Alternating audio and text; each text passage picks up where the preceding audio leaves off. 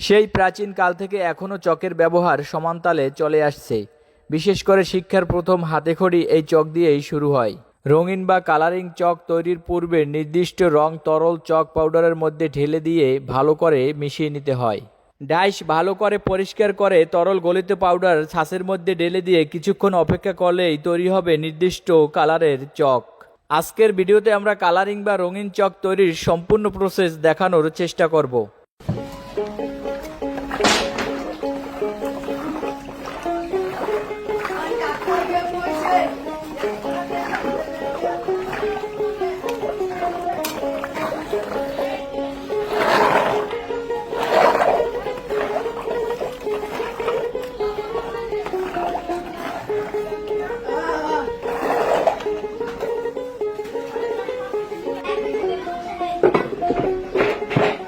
লাগা দেন।